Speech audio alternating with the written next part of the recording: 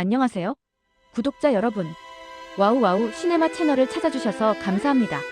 세계 근대, 현대 영화는 1960년부터 오늘날까지 세계 영화사에서 가장 역동적인 변화가 일어난 시대로 영화가 기술적 완성도를 넘어 철학적, 미학적 실험의 정점에 달했던 시기입니다.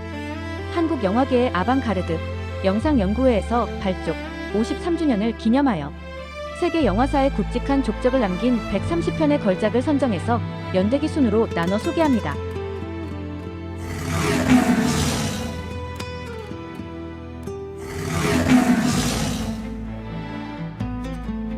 (1963년작) 루키노 비스콘티 감독이 연출한 영화 레오파드는 주세페 토마시 디 람페두사의 동명소설을 각색한 대하 서사 영화입니다. 1860년대 중반 이탈리아 통일이라는 역사적 격변 속에서 오랫동안 특권 계층으로 군림해온 귀족 사회가 새 시대의 물결 속에서 쇠락해가는 모습을 장대한 서사로 그립니다. 몰락해가는 귀족 가문의 살리나 공작과 신흥 세력의 갈등과 융합을 다루는 거장들의 영상미가 돋보이는 명작입니다. 기득권을 유지하기 위해 변화를 수용할 수밖에 없는 구시대의 서글픈 타협과 몰락을 주제로 한 이 영화는 귀족 사회의 종말을 예견한 살리나 공작은 변해가는 시대 속에서 자신의 가문을 유지하기 위해 신흥 부르주아 세력과 타협합니다. 모든 것이 변하기 위해서는 모든 것이 그대로 남아있어야 한다는 명대사를 통해 변화하는 시대 속에서도 본질적인 권력 구조는 유지되는 현실을 풍자합니다. 화려한 영상미와 함께 권력, 아름다움, 영원하지 않은 것들에 대한 철학적 성찰을 담고 있습니다. 이 영화는 이탈리아 영화사뿐만 아니라 세계 영화사를 통틀어 가장 위대한 역사극 중 하나로 꼽히며 화려한 의상과 세트, 대배우들의 연기가 조화를 이룬 걸작입니다. 레오파드 영화의 주연 3인방은 단순한 연기를 넘어 각자가 상징하는 시대의 얼굴을 완벽하게 형상화했습니다. 살리나 공작 역을 맡은 버트 랭커스터의 묵직한 존재감은 영화의 중심축입니다.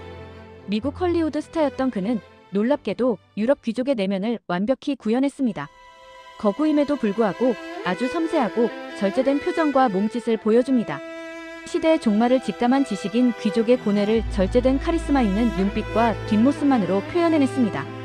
영화 마지막 45분간의 무도회 시퀀스 장면에서 화려한 파티 속에 섞이지 못하고 거울 속 자신의 늙은 모습을 응시하는 장면은 필멸성에 대한 철학적 연기의 정수로 꼽힙니다.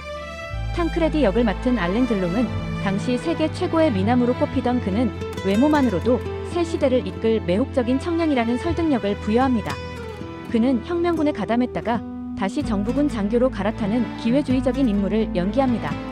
삼촌인 공작을 존경하면서도 권력을 위해 안젤리카와 전략적으로 결합하는 영악하고도 생기 넘치는 에너지를 훌륭하게 소화했습니다.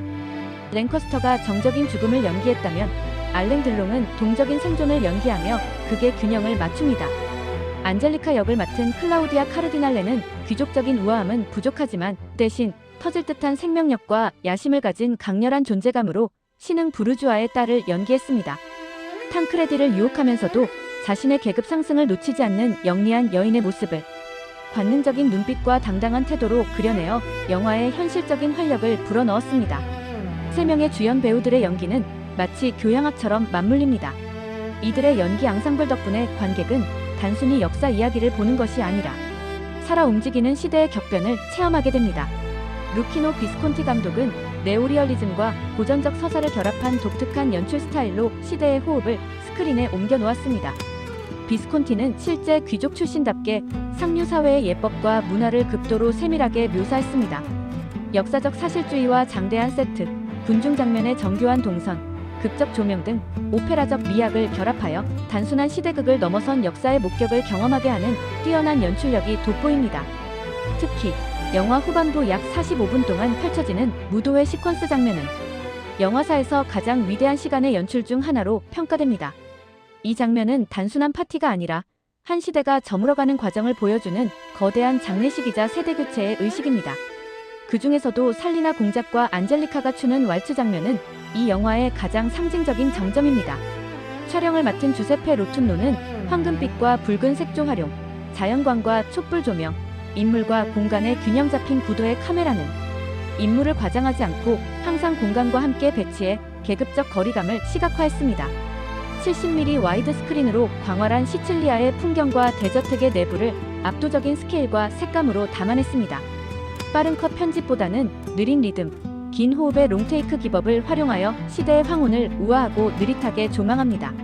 3시간이 넘는 긴 러닝타임 동안 19세기 귀족 사회의 멸망과 새로운 시대의 탄생을 화려한 영상으로 묘사했습니다.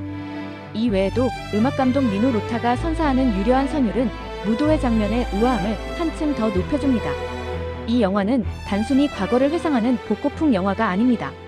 역사의 전환점에서 인간은 어떻게 변주되는가를 탐구한 인류학적 보고서에 가깝습니다. 후대에 마틴 스코세이지 등 수많은 거장 감독들이 가장 완벽한 영화 중 하나로 찬사하며 교본으로 삼는 작품입니다.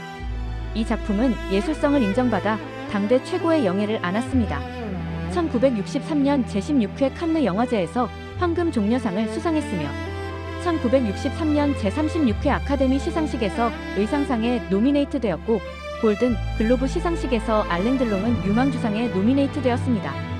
1964년 제19회 이탈리아 영화기자협회 나스트로 다르젠토 시상식에서 최우수 촬영상, 최우수 의상상, 최우수 미술상을 수상했습니다.